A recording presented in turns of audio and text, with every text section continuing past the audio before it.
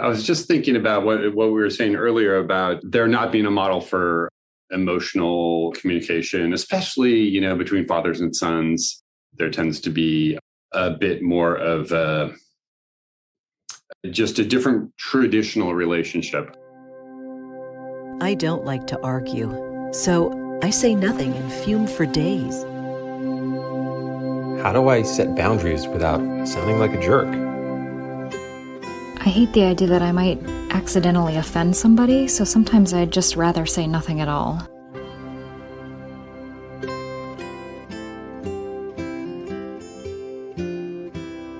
Welcome to the Language Alchemy Podcast, and thank you for joining me today. This is your host, Alejandra, a transformative communication teacher and coach devoted to helping you have more peace and more harmony in all your relationships. In the United States and in many countries around the world, we celebrate Father's Day. And I've been thinking a lot about it, more specifically about the relationship between fathers and their children and the language that fathers use with children. Lately, I've been coaching lots of dads, and in our communication sessions, we talk about how they communicate with their kids and how they want to communicate with their kids, especially when their kids are having big feelings or when they're doing things that my clients would rather they didn't do, like throw food when they're eating or hit another kid in school or not go to bed at a certain time. So as I've been thinking about this, I wanted to talk to someone who has the experience of being a dad. So today, I'm going to interview my dear friend, Brian Wood. He came to mind because of the way that I see he communicates with his son, which I describe as an emotionally mindful way. So, hello, Brian. Hi, Alejandra. Thank you so much for saying yes to this invitation. Well, I'm honored and humbled at the same time to be here. And I'm also looking forward to talking about this. It's a great subject. And something I've thought about a lot in my life. You have. Yeah. And tell me more about that, like thinking about the language that fathers have with their kids. Well, in my life, it goes straight to my relationship with my dad. And, I had a father who, well, let me put it this way. When he didn't talk very much and to anyone, and he got more and more quiet as his life went on. And towards the end of his life, he wrote a memoir. On the back cover, he was describing the author, and it said, Carrie Wood, a member of the, quote, silent generation, which wasn't a generation I was familiar with, but I was like, if there was a generation that he was from, that was the one. But my dad, he, just to give a little background, he was sent away to a Catholic military boarding school when he was 4 years old. And the impact on his life was enormous. And, all of us, I truly believe in this life, are doing the best we can with, the conditions that were presented to us.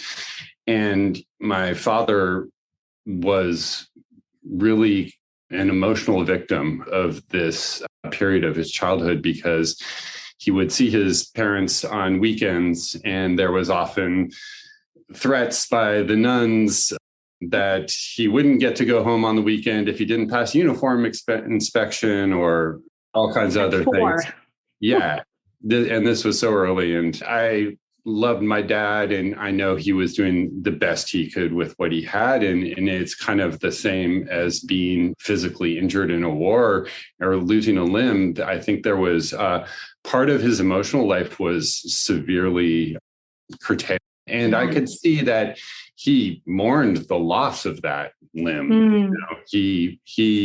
There was multiple times in our life when I could tell that he wanted to be more communicative, but it just wasn't there. And so, long and short story, I've spent a good number of years in therapy and talking a lot about that, and really coming face to face with my experience with my dad and sort of how it shaped me as a person and sort of the things that I wished were different in my life because I didn't have the communication with my dad I hoped for.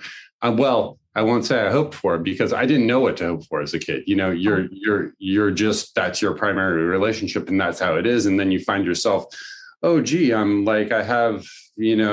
very much at a loss in certain situations. I'm not good on stage or I'm not confident in this way, and then it's not until later sitting in the therapist's office it's not until that point that you can, or that I came to like, oh, there's some connection here with how that relationship went.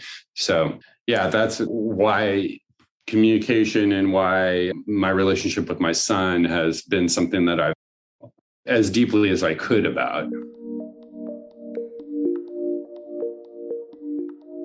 Yes. And I really appreciate you giving us this background and also how you're describing your father with so much compassion. Good. I'm glad that's coming out because I think it's so easy to focus in on our parents' shortcomings. And as the same way that my child will probably focus on some of mine at some point, and you don't want to lose the complete picture. I don't think there's any person out there really who don't just basically love their children. A lot of wrongs can be done, a lot of very damaging relationships, but I personally believe that there is love there and it's just blocked or dismantled in different ways.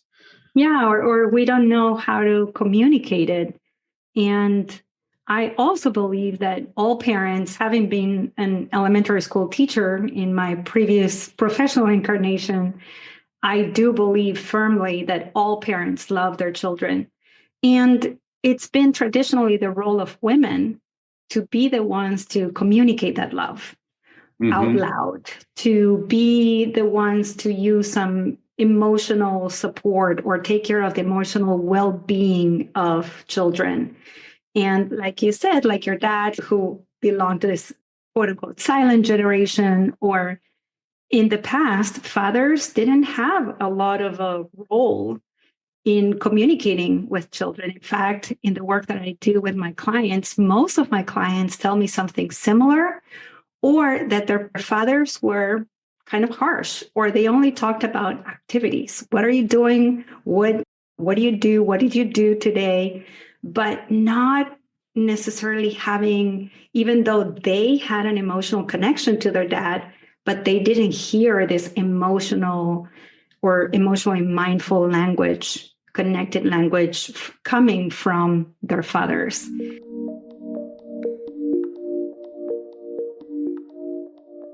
I see that you do that with your son. So first of all, you talked about going to therapy, but I want to ask you a question so that everybody knows that we can all think about these things and be more mindful as we're doing our best with children. What do you do for a living? Are you a therapist? I'm not a therapist. I work in IT for UC Berkeley, and that's my day job. I wouldn't say it defines who I am as a person, but yeah, I don't have any formal training in psychology or the kind of communication that you work in. However, it is an interest of mine, and especially from starting years back when I started digging into my own emotional life, I found myself really interested when there was an article about anything about therapy or analysis or any kind of transformative practice. It becomes fascinating when you get acquainted with some of it. Yes, and you learn more and more about yourself and why you do what you do, why you think what you think, why you feel what you feel, or not knowing that you were feeling that or you were thinking that. Yeah, it's fascinating. And you are a dad of Hale, who is now how old at this moment? He's 8 years old. Yeah, just finished second grade, rising third grader. Wow. Yeah. He just finished second grade. It's unbelievable, really. And you and I have been friends since before Hale was born. That's true. And yeah, and I heard you over the years share so many stories about how you talk to Hill in a way that I find so emotionally connecting and respectful. You and I were talking about this just a few minutes before we got into this interview, how we don't really have models for that. We haven't had that. I mean, my own dad also did his best, but he didn't really give me a language of emotions. For him, if I was having a hard time, he would be like, you can do this. You're good. You are above this. Kind of like giving me the message of like, don't feel. You don't need to feel. So right. You and I were talking about this, like we don't have lots of models about this. So tell us some stories, or how did you learn to communicate this way with him? Well, yeah, I think those of us who decide to become parents, we all have to find our way in a certain way. And for me, I guess I would trace it both to the stuff we were just talking about, and also to, you're always like, you have that first child, and there's often a lot of books purchased about parenting and this and right. that. And I'll come clean. My wife put a lot of books on my bed nightstand, and I did open a couple of them, and I probably read a total of like maybe 12 pages. And I think there was definitely some anxiety about like, oh my gosh, this kid is going to be born, and like, I better get some sleep now. But one thing that I can be really thankful about is that my wife did get into a lot of the books and started getting very interested in some different approaches. And then we started talking about them, and everything that she found inspiring, I found like made perfect sense and felt like definitely the right way to go about things, or the right, path, the right tools. And a lot of the ideas came out of RIE or RIE parenting, which is kind of an infant model parenting, which is quite related to hand-in-hand parenting. And hand-in-hand is a little more applicable to your kid beyond the toddler stage. And learning about those methods and tools, I think, informed a lot of what I already felt to be where I wanted to go as a parent. And that said, I'm not book learned in this stuff, and I know the things, but it's a lot more been like a conversation between my wife and myself, and also kind of seeing how the things we were doing landed with our child, and it has worked pretty well. Yeah. And so how did you see some of these things landed with your child? Well, yeah, that's interesting.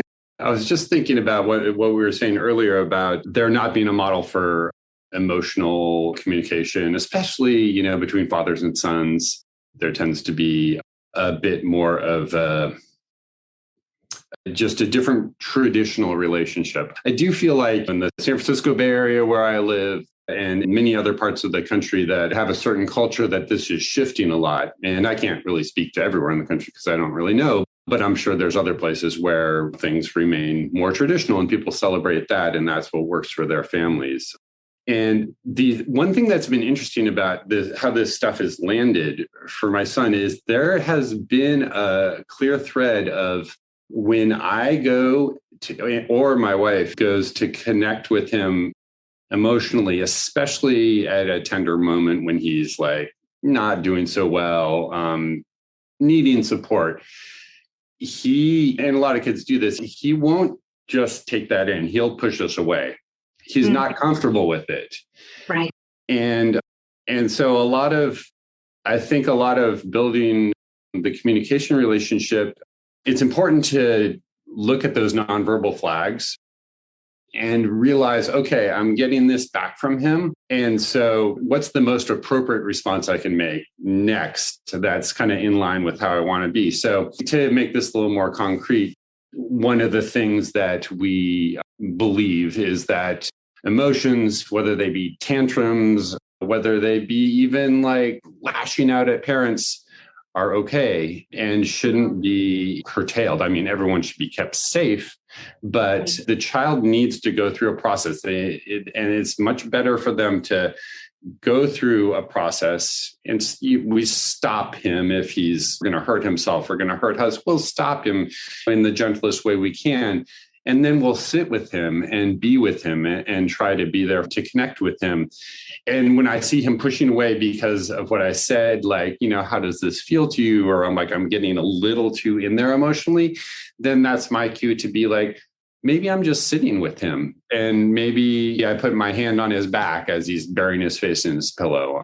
And then sometimes he'll writhe away or push my hand away. I'm like, maybe I'm just sitting here, or maybe I'm just in the same room, but I'm not. I'm being there as a presence for him, because sometimes verbal communication is more, especially than what an 8-year-old's emotional world can take at a certain point.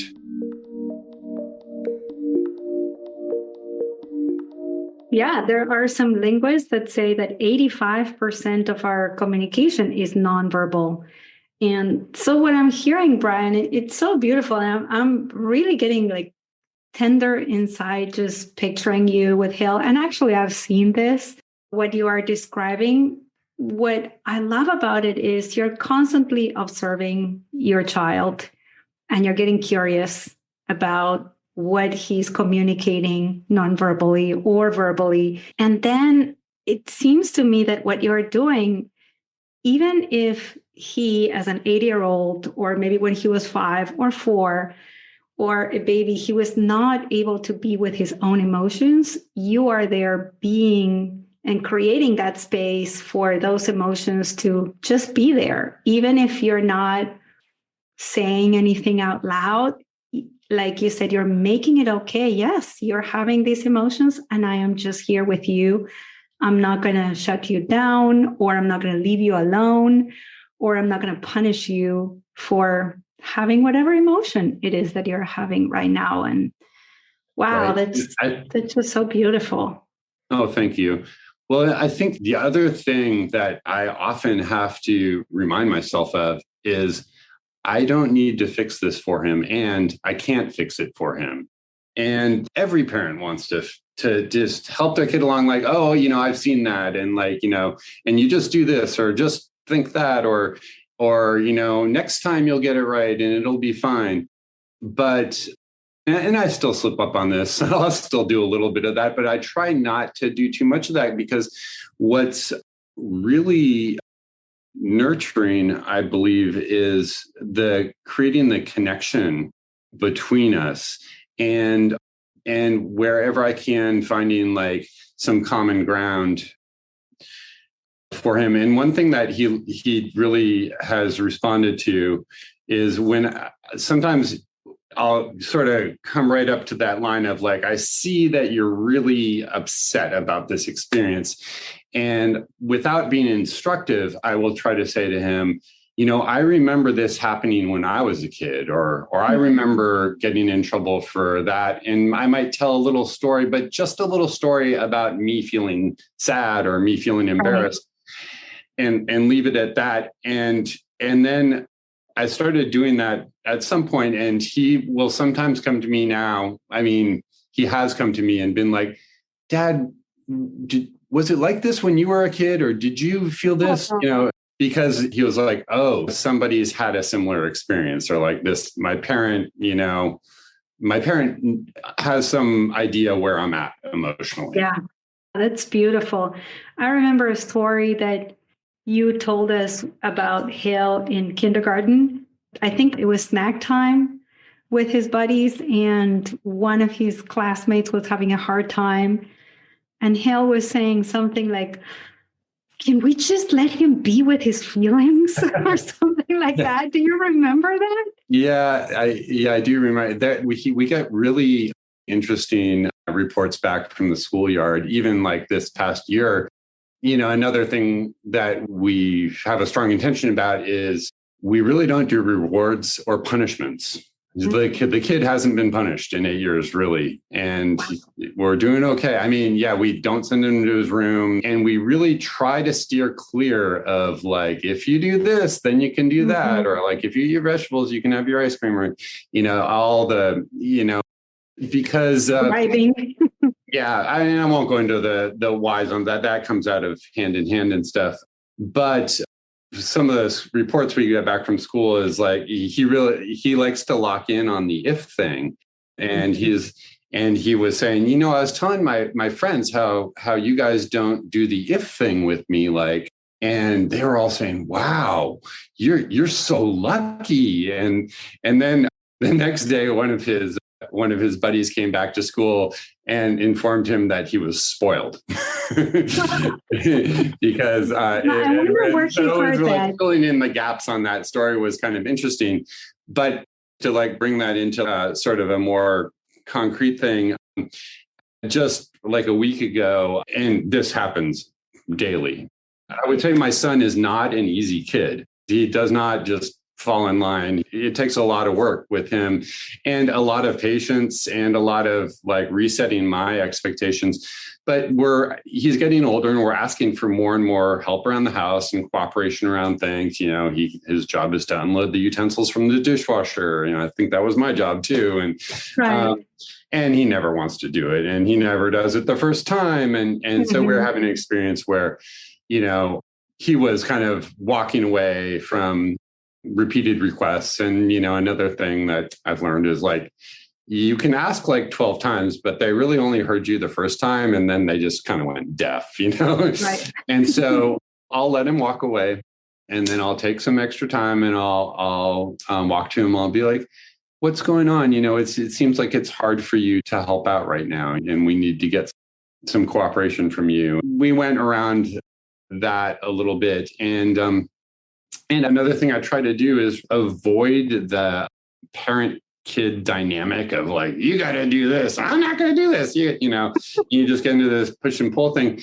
And I was trying to go for, where's our common ground here? And so I said to him, well, that you and me and mama agree on not doing the if thing. And, that's why I'm not saying to you, like, you have to do the utensils before like you can go play or whatever that is. But I said, I can tell you're having trouble cooperating. Something is preventing you from cooperating.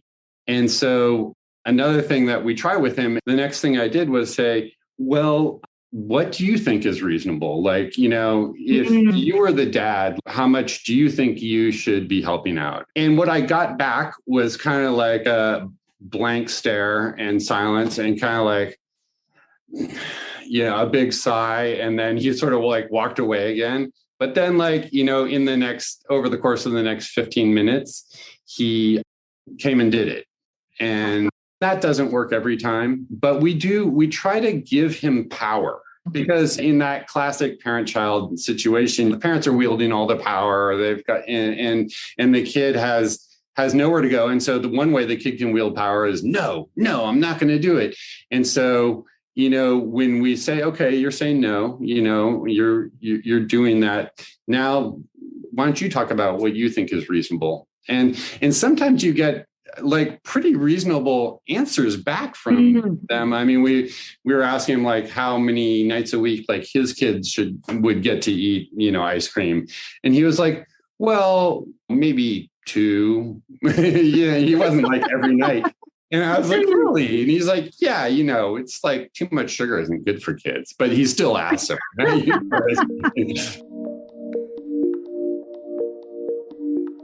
I just love hearing what you did there, asking him, if you were the dad, what do you think is reasonable? And I can imagine him like looking at you and, with a blank face, because kids don't think about it that way.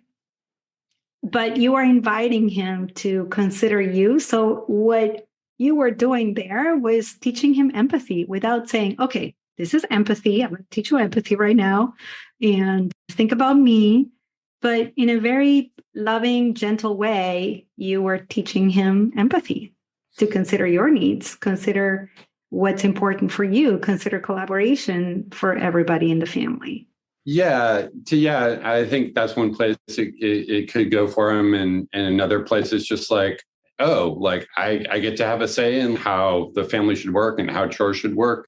And, and another kind of nonverbal cue I get when I go to those places, either that kind of thing or going to, maybe I go like a half a step, too much into like, well, how do you really feel about that?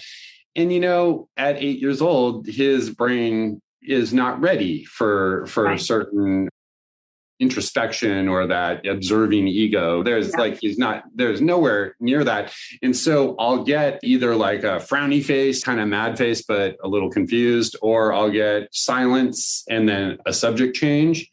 And, and I've kind of come to understand that, okay, well, it registered, and it's kind of like giving a gentle push towards like, here's something that, we'll get to at a certain point, and hopefully it's useful, and hopefully it's kind of like stretching your muscles, and he'll get a little farther and a little farther if we don't, and if we push him too much, like he gets injured, or right. he's gonna rebound back and stomp off to his room, and so I think it's important to manage your expectations of a child. Yes. And to remember that, we have all of these capabilities, but they're not going to be able to go right there. And it's not going to be satisfying to us. Like, we're not going to get like what happens in the movie where the kid's like, oh, Dad, you're such a great dad, or whatever, That's right. I've never seen that. What happens at the movie is that it was a script, and it was written by a writer who's an adult. Yeah. Yes. So I have another question for you, because I see that many parents, and also in my communication coaching sessions with the dads I work with, they may offer some comfort when their kid falls down, or, they're riding a bike and they fell and they scratched their knee or something, but not necessarily when they're having some big feeling about something, or a hard time about something that's not physical. They're maybe like their friend didn't want to play with them, or someone didn't invite them to do something, or they were in school and their friend had a piece of, an extra piece of candy and gave it to some other kid and not to them. How do you talk to Hill about it? I think with that kind of stuff, like if he'll come home and tell a story about something that obviously bothered him, what I try and do is not make too much comment on like, oh, that was mean or that was difficult. Often I'll find, at 8 years old, he's kind of relating the story like, the news of the day. And like, it might be like something that sounds like, oh, this was probably pretty hard for him, but he'll kind of just rattle it off unemotionally. And so then I'll say to him something along the lines of like, well, how was that for you? And try to get a little bit more information from him. And if it's more of a situation of upset, then I might go to something more like, I can tell this is hard. I can tell this is painful or frustrating or whatever it is. Yeah. So, okay. One last thing. I wonder if you are willing to share when you would put Hill to bed when he was little, you had a beautiful practice that you came up with, I think. I don't think you were taught this. This was something you wanted to do with him. Do you remember what that was? Yeah. And we still do exactly the same ritual we've been doing since he was 1 or so. I was hoping you would say that you still do it. No, every night. I mean, I think rituals are really important. They're something that you can kind of count on, and they bring normalcy and connection, hopefully, at the end of a day when it's time to go to sleep, and which requires separating from the parents and all that. And so we've done a couple things, but like, I think the thing you're thinking about is just based on insight meditation, which I got introduced to quite a while ago in my early 30s or so. And so we just do the ritual in Spanish because he grew up with a lot of Spanish childcare, and I spoke my imperfect Spanish to him as an infant. And so in Spanish, we would do respiros hondos, or deep breaths. And I would just do 3 deep breaths with him. And then I'd say, una más. And we'd do a 4th, and that would be the last one. And we still do exactly the same thing. Wow. And my hope with that was just to help his nervous system relax a bit and his body relax. And I believe I started doing that with him before he could talk.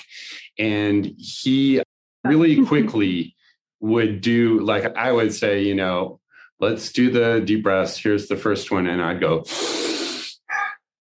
and he would do it with me. It didn't take very long for him to learn what to do. And he still does it, like at 8 with me. He'll do the deep breath after me. Wow. What a beautiful gift that you are giving him. And I can picture him going to college and his first night in college, or, going on his first trip without you and Caroline, and he's doing his deep breaths, and then hearing you say, una más. I hope so. My wish for him is just that he has tools to respond to whatever situations, because I sure use them all the time myself, and I sure need them all the time. Yes, me too. Brian, thank you so much. Is there anything else that you think you would like to share with us, with our listeners, that could help dads who love their children of all ages, but who don't know how to use words that are emotionally connecting, or make an emotionally connecting space or a safe space for their kids? Is there anything else that you would like to share? Well, one thing that we haven't touched on so much is the experience of the parent, because it's really hard. We're under a lot of stress with our work days and our emotional lives and all kinds of things. And a lot of times you get hit with exactly the behavior you don't want from your kid when you're not at your best. And so I think a really important part of the equation is just being kind to yourself and figuring out, like, okay, can I make space for what's happening right now with my child? And sometimes the answer to that is no. And that's okay. And if you're lucky enough to have a partner who can back you up, then you hopefully have a moment to make the skillful decision of, like, can you take this? Because I need maybe 12 minutes to collect myself, or to do, or, whatever it needs to be. And that goes a long way, because I believe that kids need permission to be messy, loud, and annoying, and then to do that, and to even be aggressive towards their parents, and to know they are still loved. Oh, wow. Yeah. So kids need permission to be kids. And to know that they're still loved. Oh, beautifully said, Brian. Thank you so, so much. I said this to you before, but I will say this again. I really appreciate and admire the way you parent Hale. And I hope there are more parents like you, because I know that we're going to have a kind, emotionally connected world with boys who, instead of having toxic masculinity, are going to have a very healthy masculinity that includes their emotional life. So thank you. Thank you for what you're doing with Hale, because you're doing it for all of us. Well, I really hope so. I share all those desires with you, and it's been a real pleasure having this conversation. I've really enjoyed it. Thank you. Thank you so much for listening. And a special thanks to my clients Jaber and Yusuf for the work they are doing to communicate with their kids in an emotionally respectful and connecting way. Until next week, and as we say in Argentina, ciao ciao. Original music by Gary LaPoe. You can find all links in the show notes at languagealchemy.com.